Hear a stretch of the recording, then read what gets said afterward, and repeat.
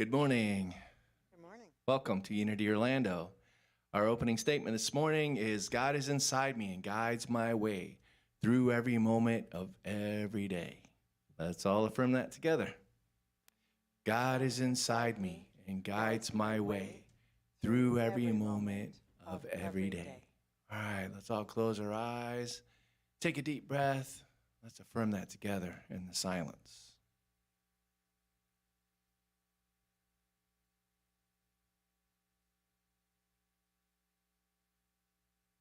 And so it is. And now if you'd like to stand and join us in singing our joy song this morning, it's called Rain My Soul.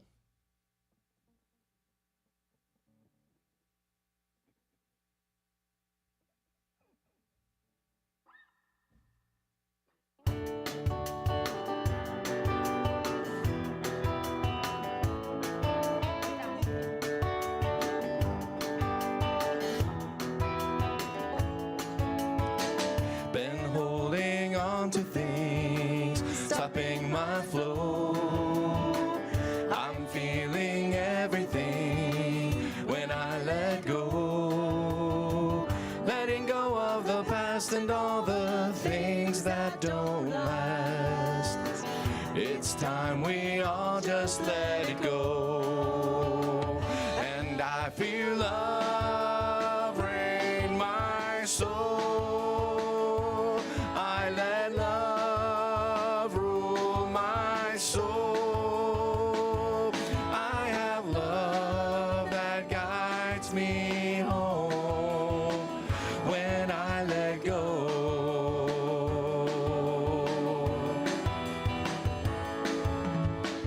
I'm feeling all the love in this place, all love below and above, and all the grace all comes to those who ask. Let's make the grace. It's time we all just let it go. And I feel love rain my soul. I let love rule my soul. I have love that guides me home when I let go.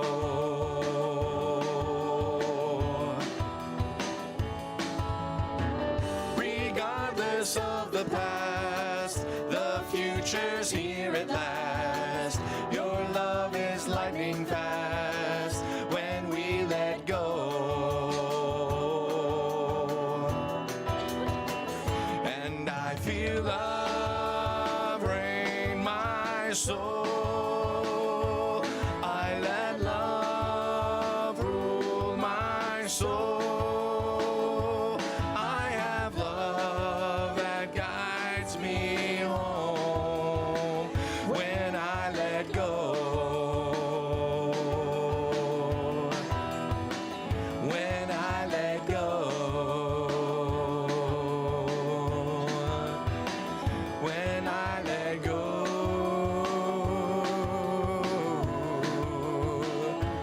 I let go.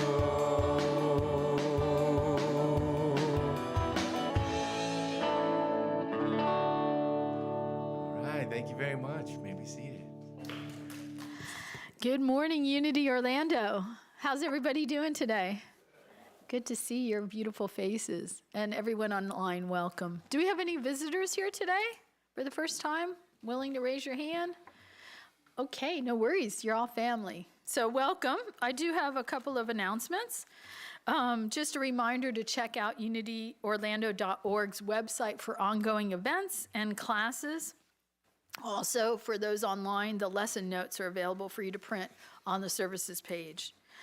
Also, in addition to our services on the YouTube Weekly, which is like our, our weekly service, we have our new Unity Orlando Spiritual Lessons series. And we've added weekly podcasts of talks only, not the entire service, on Spotify. So you can hear, if you want to go back and listen to Reverend Bob's talks, just his talk.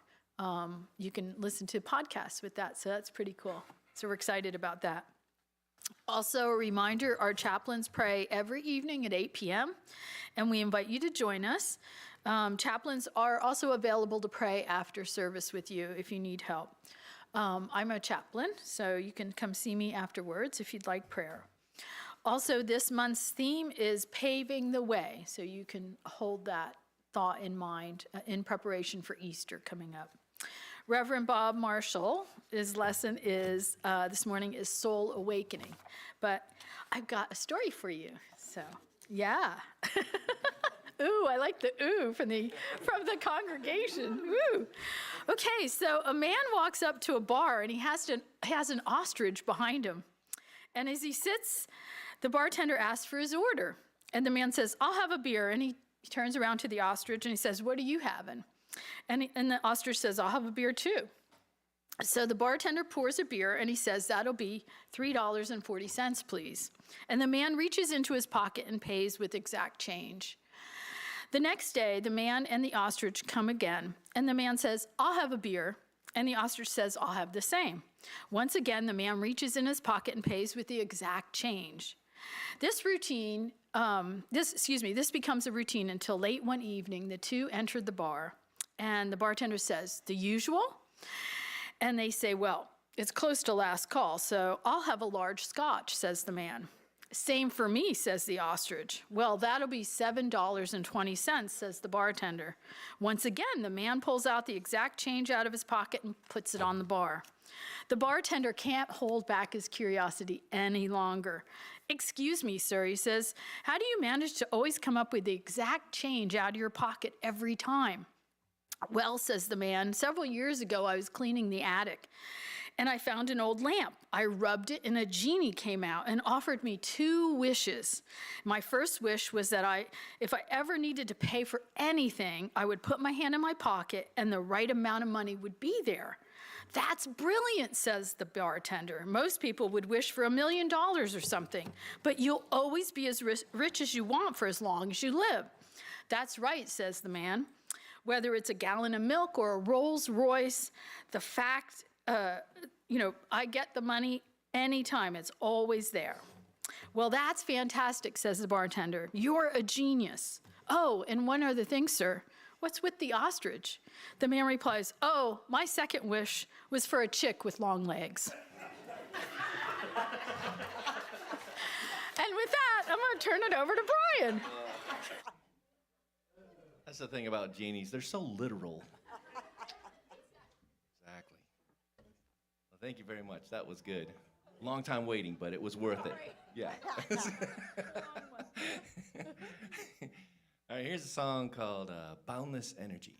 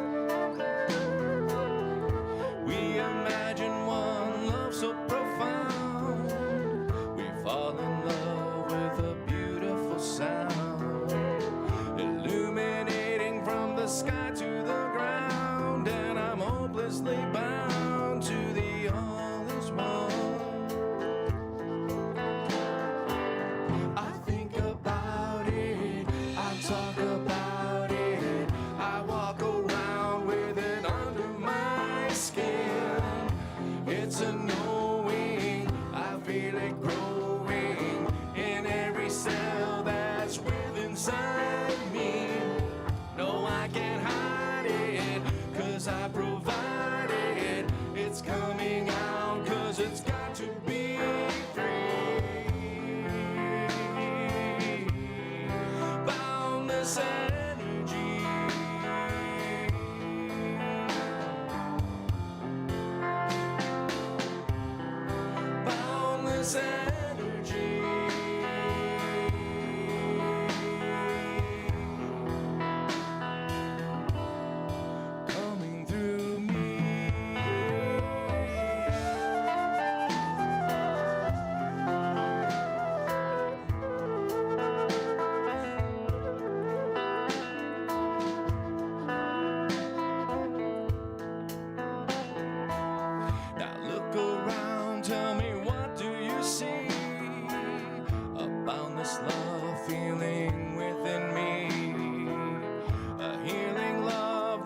just wants to be, to heal you and me by the all is one. I think about it, I talk about it, I walk around with it under my skin. It's annoying, I feel it growing in every cell that's within inside me. No, I can't hide it, 'cause I provide it. It's coming out 'cause it's got to be free. I think about it, I talk about it, I walk around with it under my skin. It's annoying, I feel it growing in every cell that's within inside me. No, I can't hide it, 'cause I provide it. It's coming out 'cause it's got to be free. Boundless energy.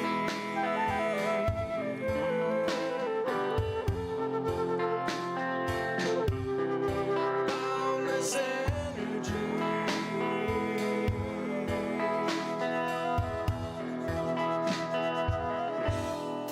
Coming through me.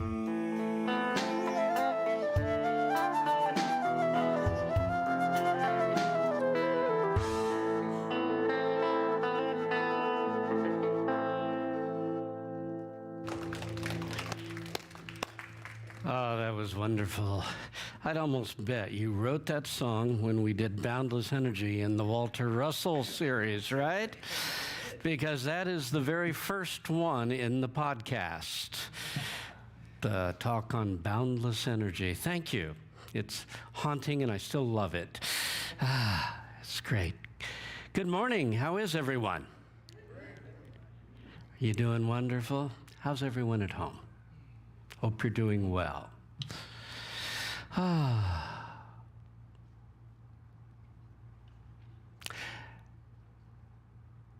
There's change in the air. You can feel Easter coming. I got up this morning and it was like, wow, you know? You can feel allergy season waning. Waning, ain't gone yet, but waning. And there's a new energy in the air. Easter is one of the most powerful Christian holidays that we celebrate. You could probably break it down to two, Easter and Christmas. Next Sunday is Palm Sunday. That's the Sunday we finally set the stage for the resurrection experience. Paul's going to be with you, and he's going to do an absolutely wonderful job of setting that stage. I hope you'll be here. But I wanted to start it now. I wanted to start our movement towards Easter so we're prepared.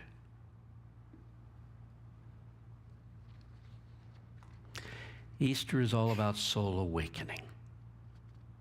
So that's what we're going to deal with today. I'm going to say the same thing for Easter that I say for Christmas. Jesus doesn't need us to celebrate. We are the ones who need to celebrate. This is about our putting our attention so on the Master and his greatest demonstration that we ourselves rise higher with him. Jesus knew who he was, and he came to awaken a sleeping humanity.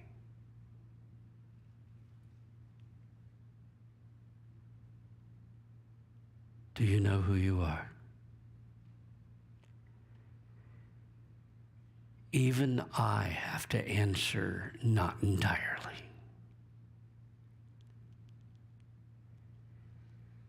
Because you are not who you think you are. You are something far greater. You're a child of God. A stupendous being that will shock this outer personal self into utter humility. When I came face to face with my higher self, my outer self was devastated. I realized everything I'd done that I thought was so important wasn't. Because there was something far greater going on inside of me the whole time that I really hadn't been paying any attention to. Easter's a time when we start waking up to that. We wake up to our soul. We call this awakening transformation. Having a greater awareness that Christ Spirit, that same thing that was in Jesus Christ, is in you and me. We're all children of God. In a moment, I'm going to read from Paul where he states it bluntly. We're all children of God. You say, yeah, I'm a child of God. No, you got it wrong. It's not that outer self. The outer self that we are so proud of and we work so hard to hone is nothing compared to what's inside of you. And Easter is a time when we can begin to touch the majesty within, the eternal part of us. This is temporary. At Easter, we touch that eternal being of light that is in our soul, that we are, the part of us that is directly connected to God. The whole purpose of the whole purpose of Easter, let's go with that one. The whole purpose of Easter is to follow Jesus in the resurrection. You go, well, I can't do that. Well, I would agree if you're talking about the way Jesus did it and the ultimate experience of resurrection. But resurrection is a process. For most of us, it'll be a slow awakening.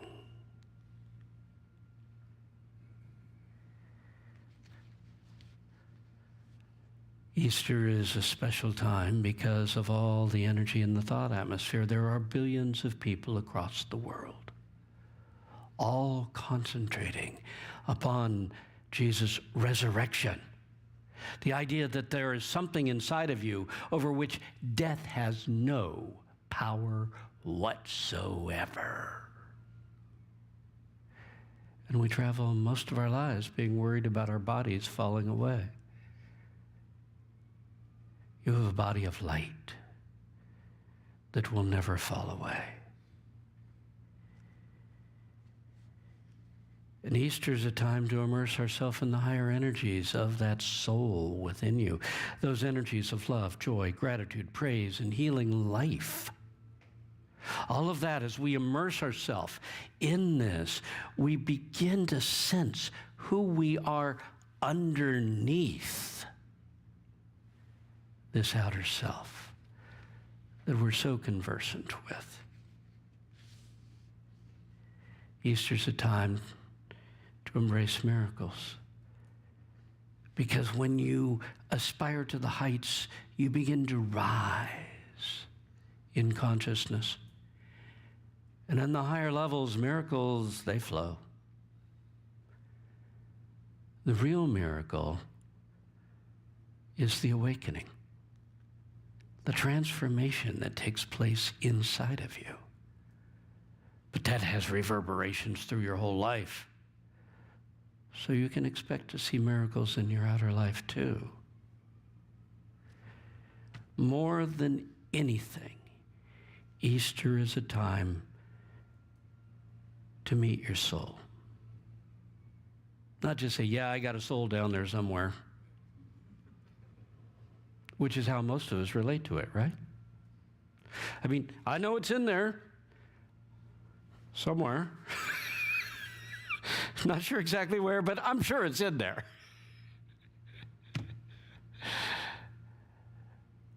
Easter's a time to come face to face with something awesome inside of you.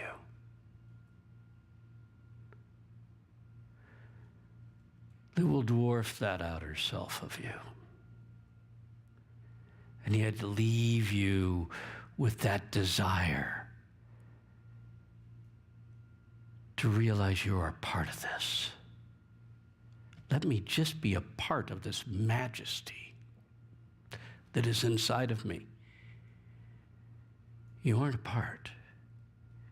That's who you are. But that's hard to grasp in the beginning. The child of God is very hard for the worm of the dust to grasp.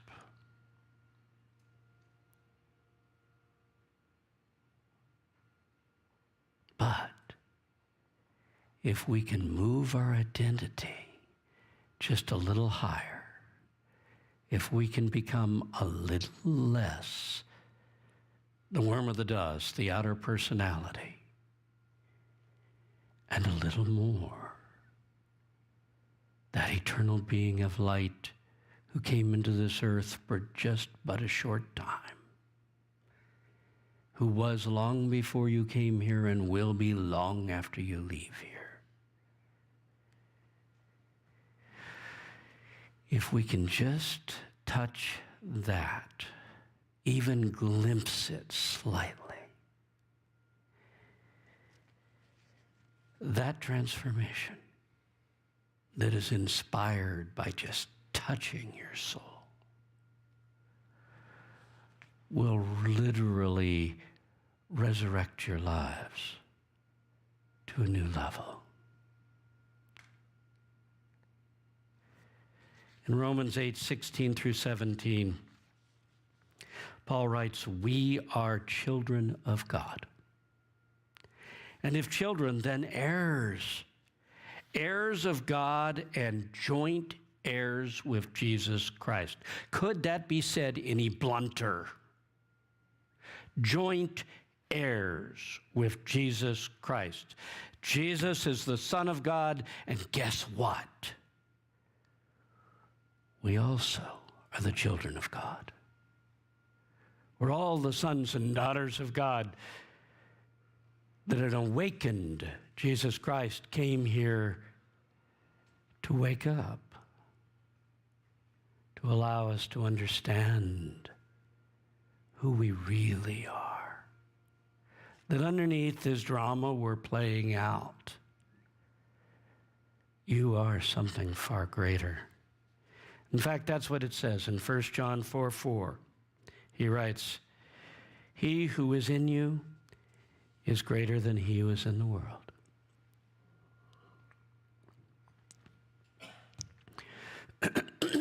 He who is in you is greater than he who is in the world. In the Old Testament, everything was he, right? Let me update it. He or she who is within you, and by the way, your soul is not male or female, is greater than he or she who is in the outer world. This outer self. If it were all I had, I might as well give up now. But it isn't. There is something inside of me that is greater than anything this world can throw at me.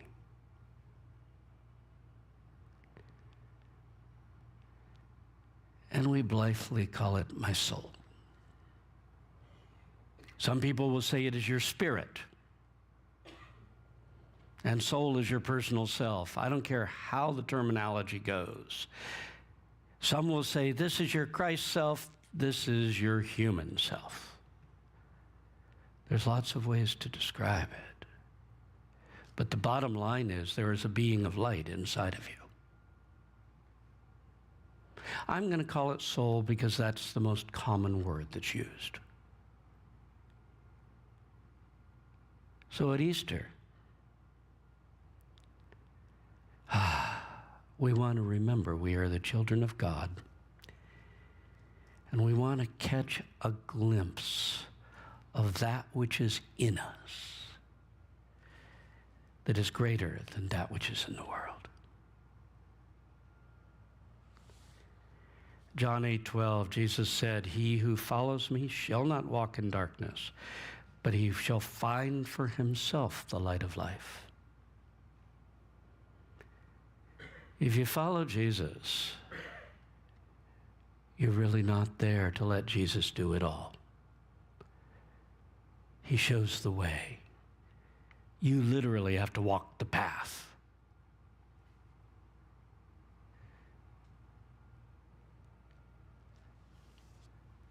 But if you follow what he said, the path he outlined will lead you into that in you that is greater than that which is in the world. It will lead you to that light of life that is right there at the center of your soul, right there inside of you. But let's get it straight. Giving up your human self and arriving at a higher level is not nearly as easy as it sounds like. And so Jesus said in Luke 9:23, then he said in the presence of everyone. Now notice this, and I included this. I often cut out extraneous stuff, but I thought this is not extraneous. He said it in the presence of everyone. He who wishes to come after me, let him deny himself and take up his cross every day and follow me.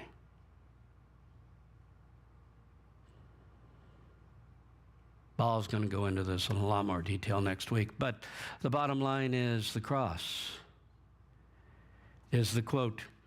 We do the quickie in Unity and say it's the crossing out of the human self. It's the crossing out of that which is lesser.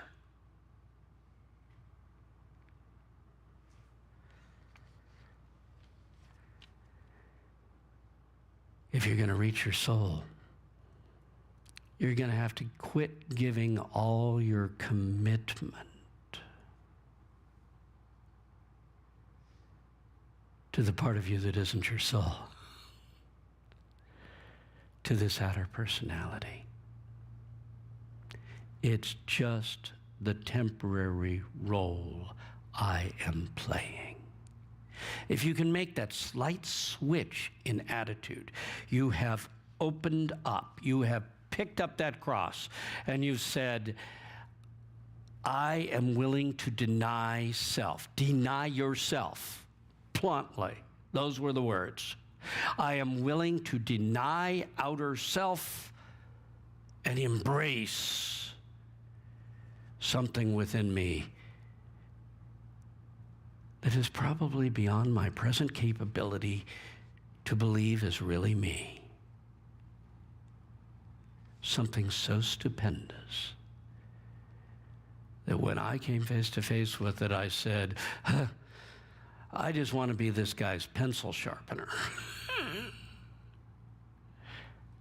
I'm not worthy to be in on the plan, but boy, I want to tag along. I want to be part of that. And there's something inside of each of you that you want to be part of. Something stupendous. But you are going to have to deny yourself. You're going to have to give your ego a run for its money and back away from it just slightly. This whole path to soul awakening, it's a lifelong project. And what I've done is I've outlined 7 lessons, 7 levels I used to call it, but levels are a strange thing. I think we need to leave that one behind. There are 7 lessons you basically have to get under your belt to get where you need to be, to start merging with your soul. And the first one is to learn how to ask and receive, because we all start off as the victims of life. Life did this to me and that to me, and that's where we learn how to pray, okay? We learn that I am responsible for my life, not the victim of my life. I am responsible for my life because my consciousness can spiritually create my world.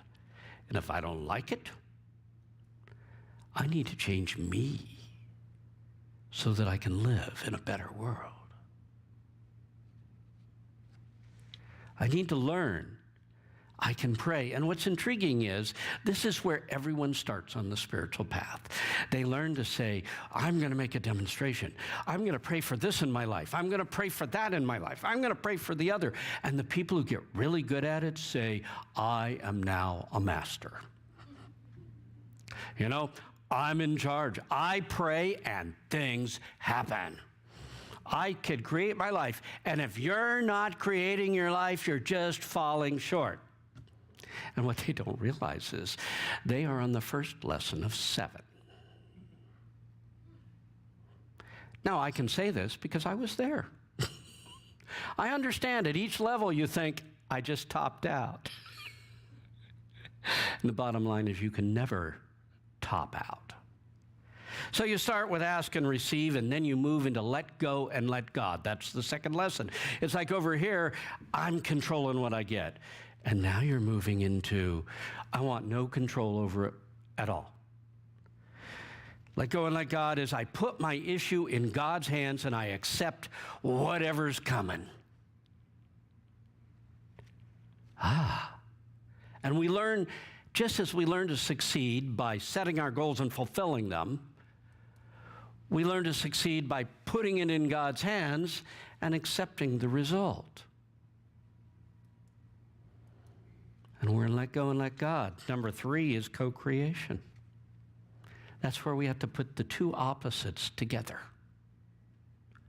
We've got to put our energy, our will into it. We got to do our part, but at the same time, we've got to know I am a partner with God, and guess what? God is senior partner. So, I am going to do my part. I'm going to make the best choices I can make. But God is senior partner and determines all the outcomes. And I will accept them when they arrive.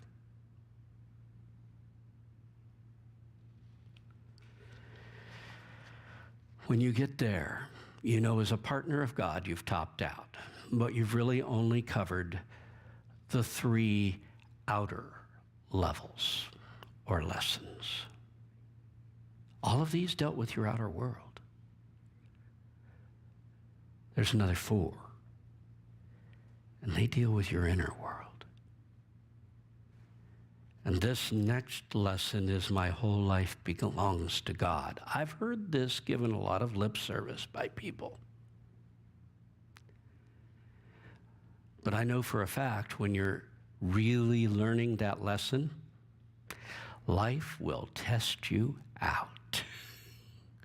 Are you willing to say this is God's life, not mine? I ain't going there. Kind of like Jonah saying, I'm not going to go talk to, I forget which towns it was, Nineveh or something. I'm not going to go do this. And so he sailed away and he got swallowed by a whale. There are times I feel I've been, when I was going through the stage where I was really quite sure the whale swallowed me. This is life. My life belongs to God. This is very much learning Jesus' statement, not my will, but thine be done.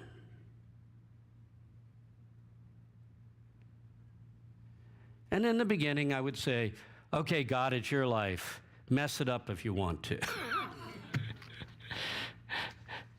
And the end, you go, not what I choose, because I am fallible. What you choose, I'm all for it. This is your life. Direct it. And if you master that, you arrive at a spot, a new lesson, that I call, I am the messenger of God.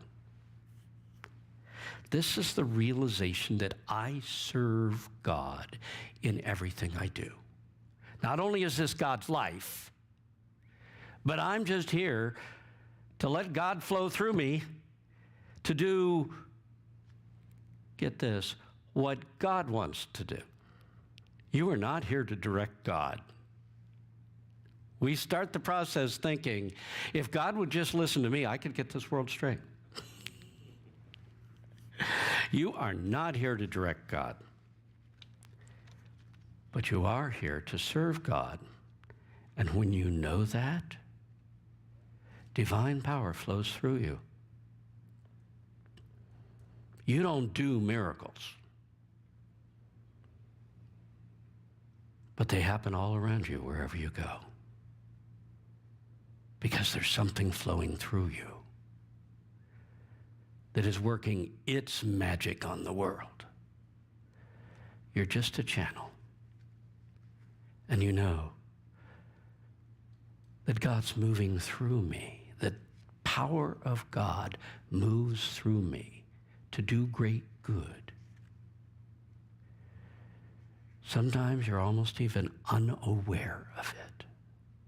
But because of your commitment to serve, it flows. That leaves you at that last one. Denial of the personal self. How do you say it?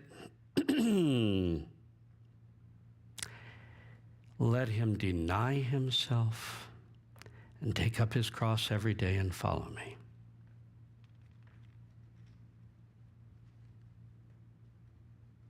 Deny your ego. You're real attached to it. I know, because every single one of us is. We're all real attached to that ego. If you want to touch your soul, you're going to have to loosen that up just a little. Starts with the realization this personal self is not my true identity. This is not me. This is temporary. This is a costume I'm wearing to play in this drama I'm in. And the doorway through this realm is called humility. Remember how I said when I came face to face with what was inside of me, it was devastating to the outer self.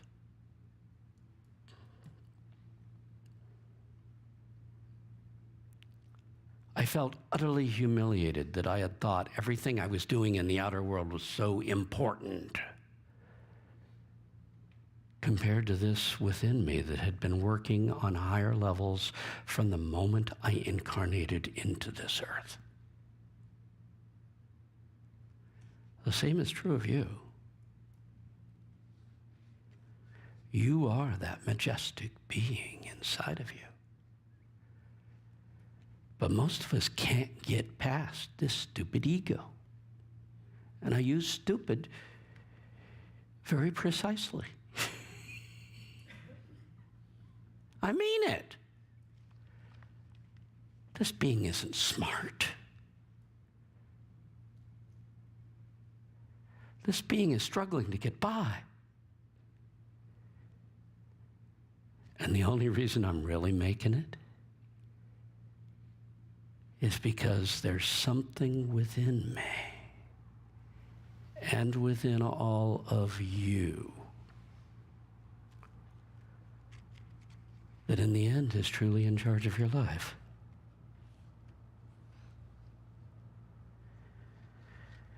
This last stage is allowing humility to lead me beyond my personal self and embrace my eternal soul.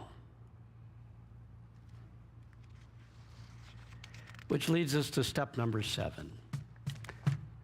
The last lesson is called Soul Awakening. And lest I suggest that we've gotten somewhere,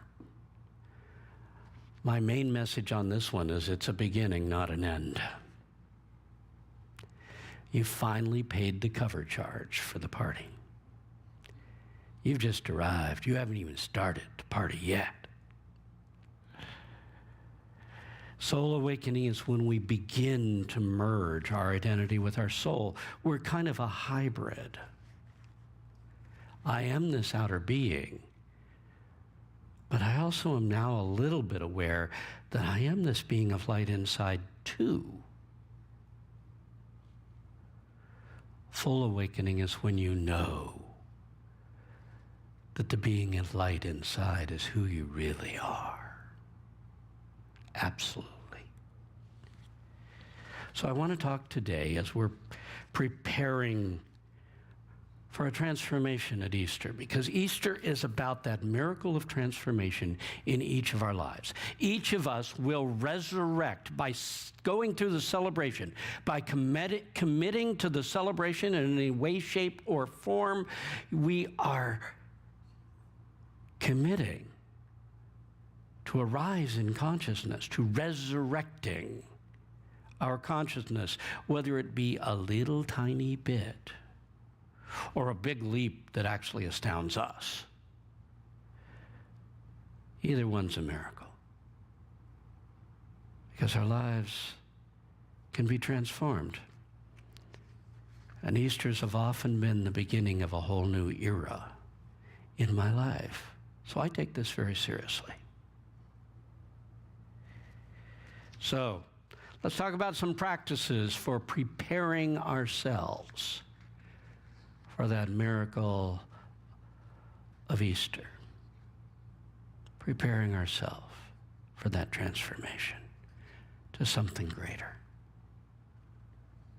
Number 1, the first practice I'm going to present is affirm and meditate upon the realization, I am a child of God, a being of light. I'm giving you practical stuff here now.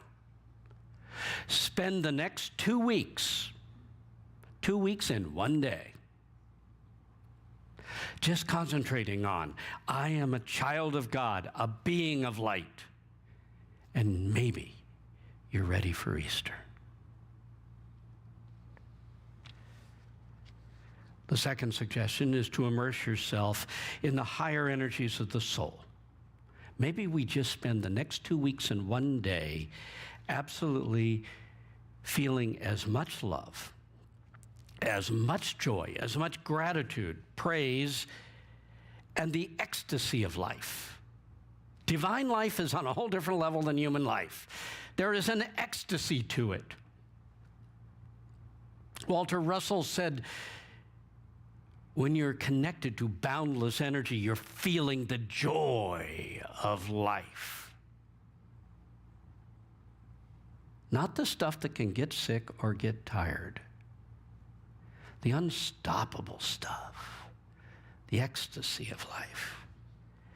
So maybe for the next 2 weeks and one day, we immerse ourselves in love, joy, gratitude, praise, and the ecstasy of life as much as we can as an experiment to see how far this can take us. How much this can empower our resurrection experience on Easter, our rising in consciousness.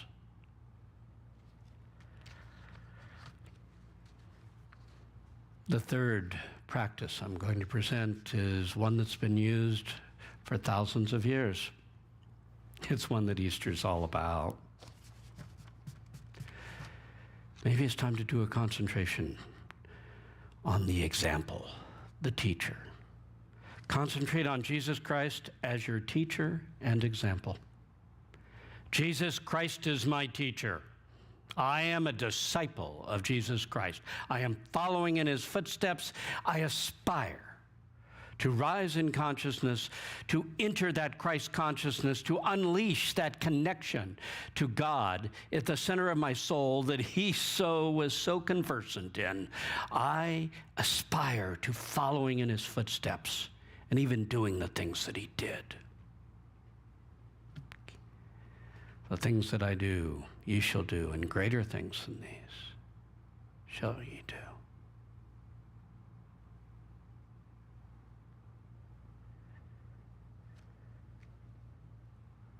Concentrate in meditation. Go inside and feel that connection with the teacher. That can lead you on through this and lead you to where you need to be. The fourth practice is to enter humility, and beyond it, find your inner majesty. It is not bravado that will take you to the higher realms. It is not bravado. I'm wonderful. Okay, define I. Which part of you are you talking about? If you're talking about your soul, I'll agree, but most of us are not. It's not bravado that will take you to the heights of life. It's humility. Humility is the doorway to all the higher realms. Humility is saying, I must become less so that my soul can become more inside of me. And what we do not realize is humility is the other side of the coin of majesty. They are one and the same. The outer self must be humbled so that the soul, we can experience the majesty in your soul that leaves you awestruck.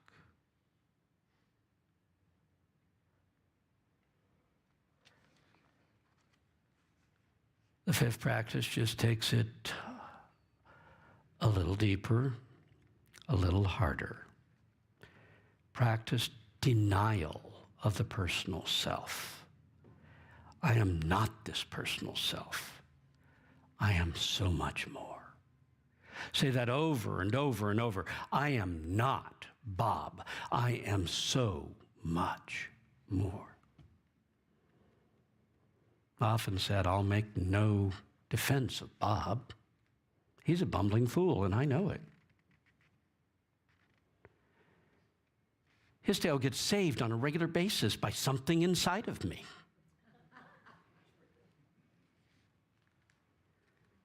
And that something inside of me, I will never make any apologies for that. That something inside of me is beyond awesome. It's utter majesty.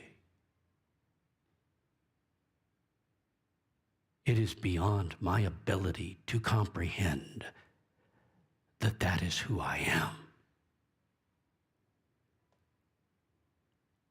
I hope to get there one day.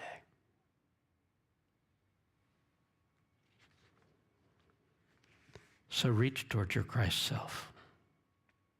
I'm not this personal self. Reach inward. The Christ self is the self of you that is directly connected to the Christ Spirit, the light of life. It is the light of life. And it's inside of you. And your Christ self lives there. And just for the words, I'll say it's your soul.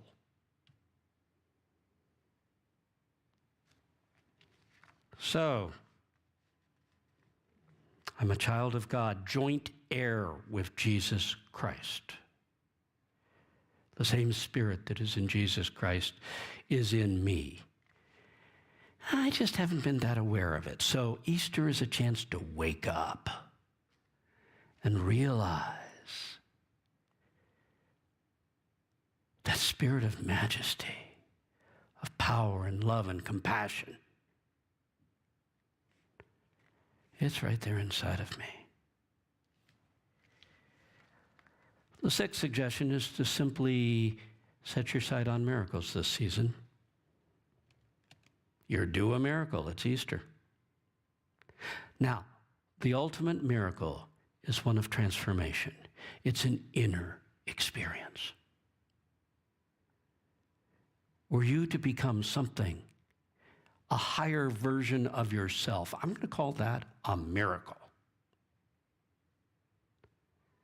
But I'm also going to say that when you live aspiring to these higher levels, you're tapped into things that change the whole physical world around you, and you can actually expect to see physical miracles in your life.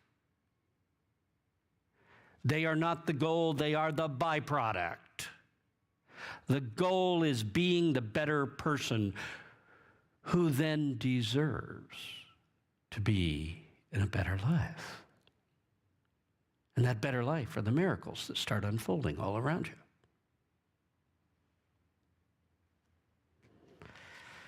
Easter's a season of miracles. Throughout this season, expect and look for them. Look for changes inside yourself. And look for changes in your outer life.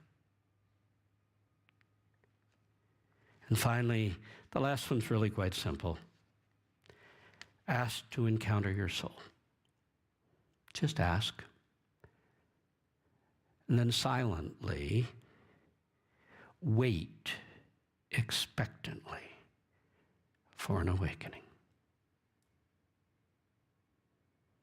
Wasn't going to tell this, but I'm going to. That's how my dad learned to meditate. He'd go in every night. I was 15. He said, "What are you doing in that chair in the dark in the living room? You're meditating, right? I want to know what you're doing." He says, "I'm not doing anything." And I said, no, it's got to be more than that. I want something to work with here. Remember, I'm going off to engineering school. I want some practical advice. I said, okay, I'll try to describe it to you. He said, I go in and I sit every night for 20 minutes in that chair and wait for God's presence to make itself known in my life. I simply wait on God. I'm adapting it slightly. Sit in silence and expectantly wait on your soul.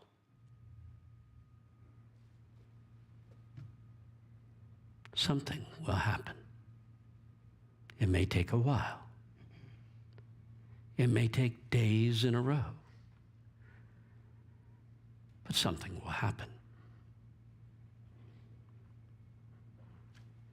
Okay, let's end it.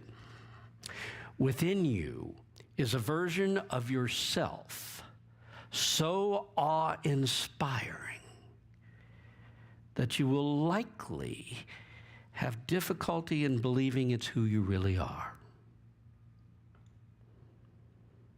When I first met what was inside of me, it was a very big jump to realize that was me.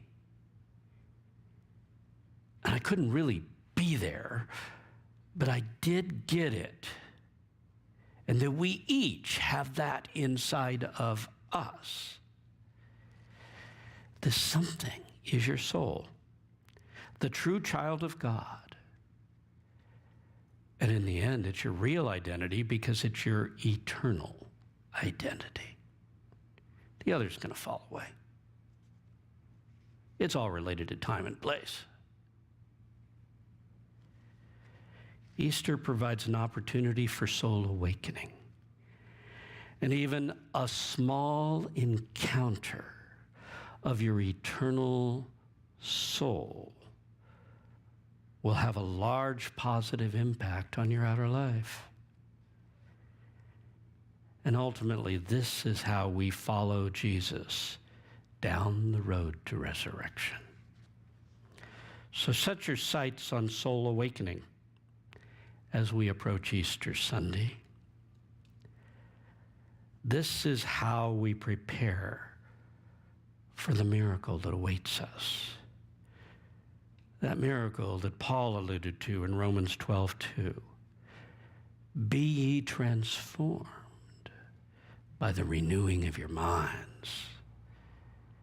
That's the promise of Easter. Let's close our eyes. We go within. Peace. Be still and let the outer clamoring world fall away. Peace. We move into our hearts, for there is where we truly can feel peace.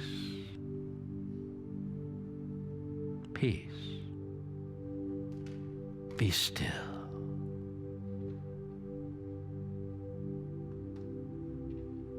And in the stillness, feel love rising within you. The love of life. Feel joy rising through you. And those qualities are followed by gratitude.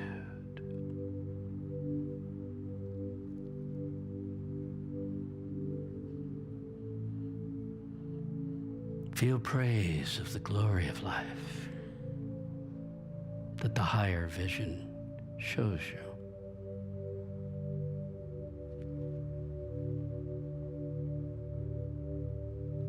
And feel the ecstasy of the resurrecting life of God. Life. That boundless energy that comes from within. It comes from your soul. Life. And here, bathed in love, joy, gratitude, praise, and life, we feel the presence of Jesus Christ here in our inner sanctuary. Jesus is my teacher.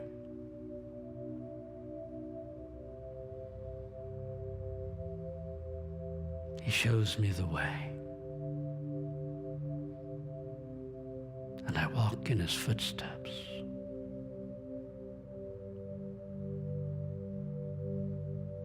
Feel his presence within you.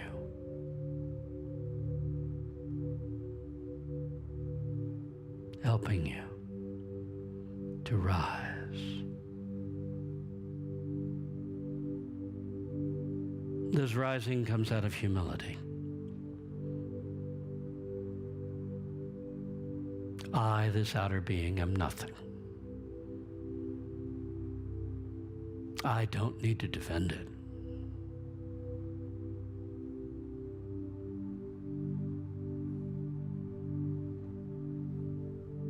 Because I am so much more.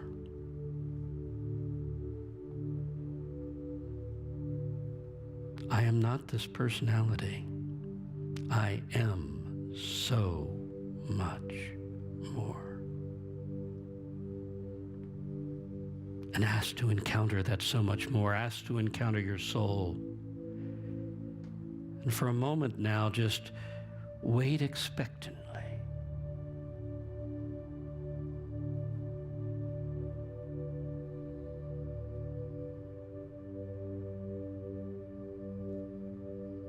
Soul awakening.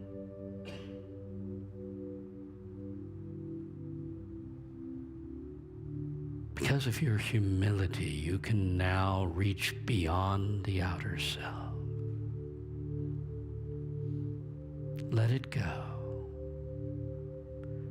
Reach beyond it. Reach toward your inner majesty.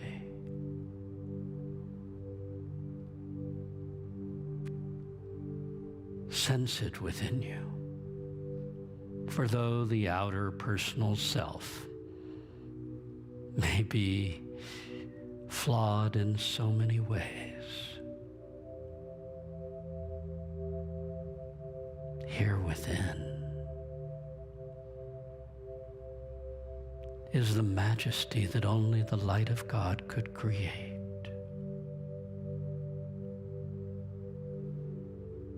I am a child of God, an eternal being of light.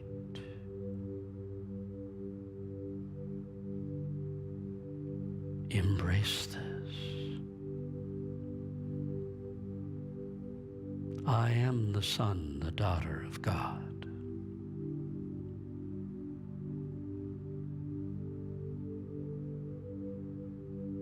I am eternal. And my eternal soul is a being of light. It is a being with the light of God at the very center of it.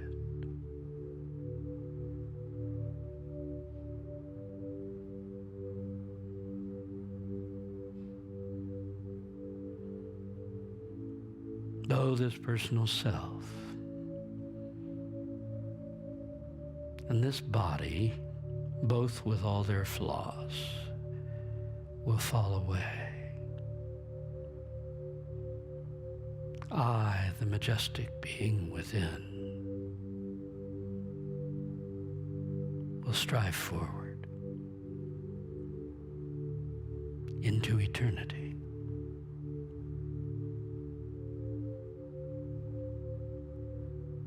For a moment now, returning our attention to this outer life that we are presently living,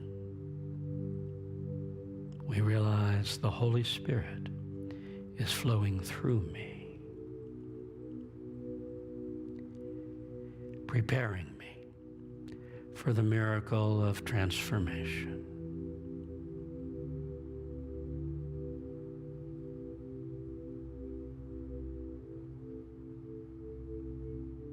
Preparing me for whatever level of resurrection I can embrace. My miracle is happening inside of me right now. Be ye transformed by the renewing of your mind. Be a higher version of yourself. And let the lower version go. Father, mold us each one into who you want us to be. Thy will be done through each of us. Amen.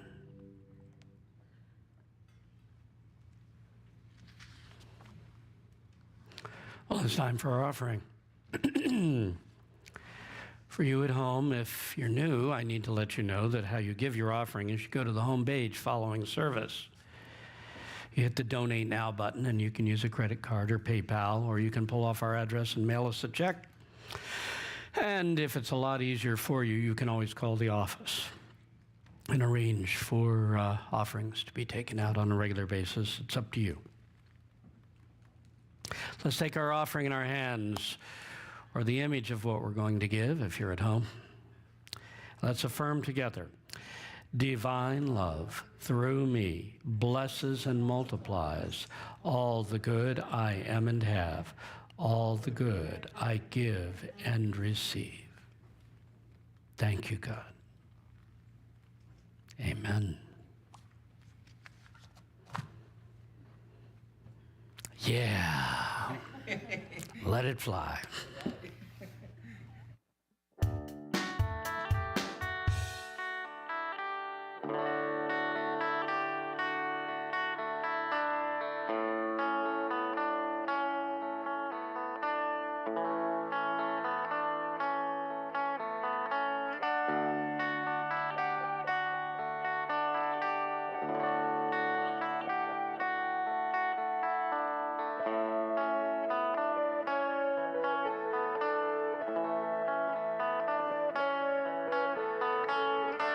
When I see the sun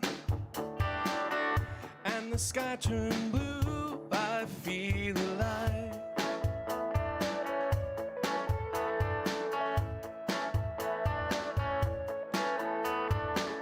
And when I feel the earth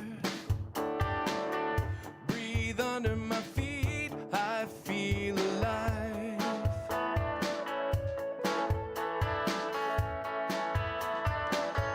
I feel alive.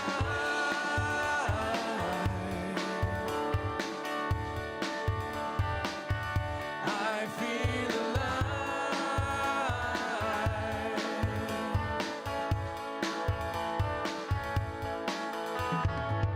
And when I feel the wind blow through my soul, I feel alive.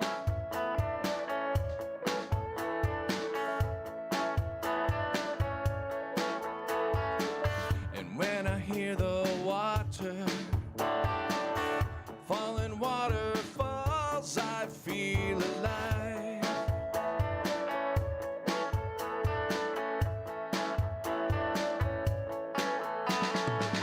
And when I see a storm cloud form in your eye, I feel alive.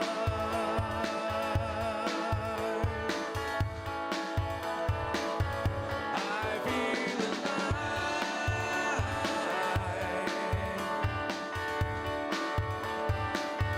I feel alive.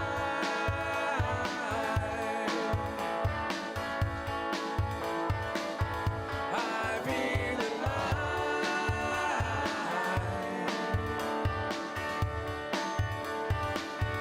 I feel alive.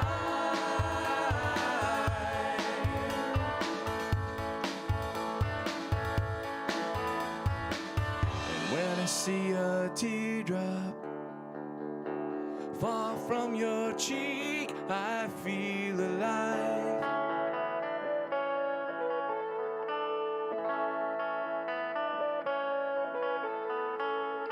And when I see the darkness swallow up the light, I'll be alive.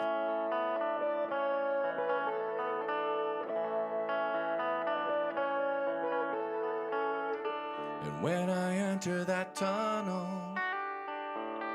swallow up the light, I'll feel alive.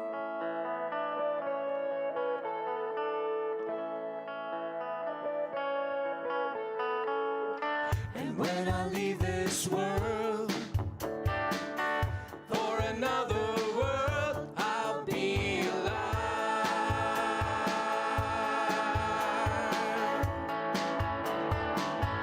I'll be alive.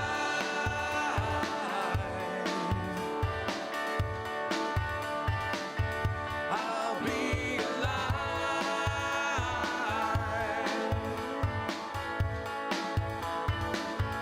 I'll be alive.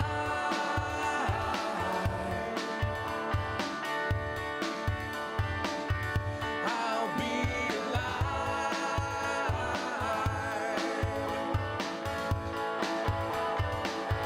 And I'll live on. I'll live on. I'll live on. I'll live on. I'll live on.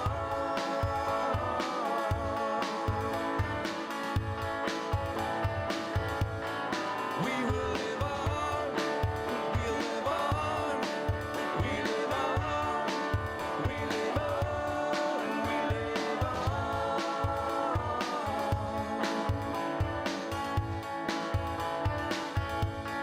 We will live on, we will live on, we will live on.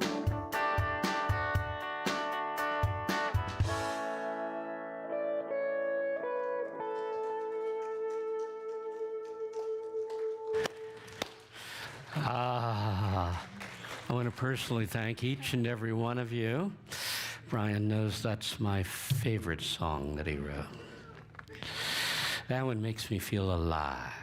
How about you?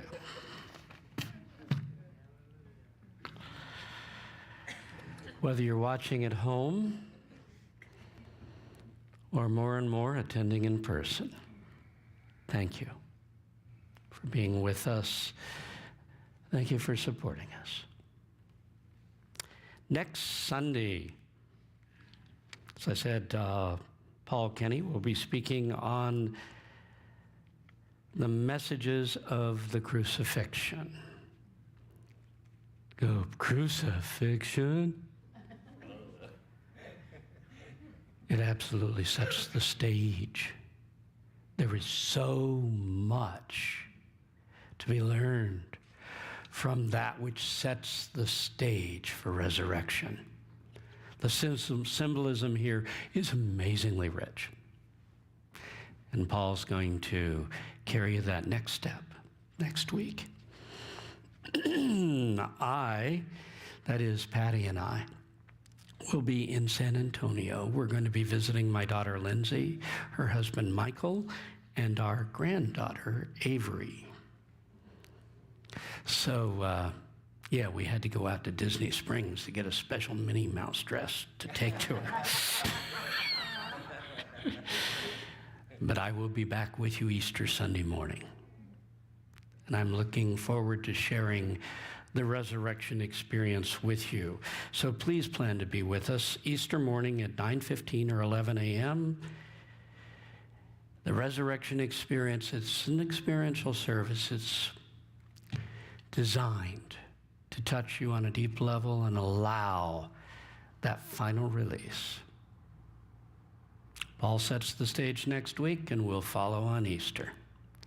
So, hope you'll be with us. Let's all rise and bless the world by joining together in our prayer of protection. The light of God surrounds us. The love of God enfolds us. The power of God protects us.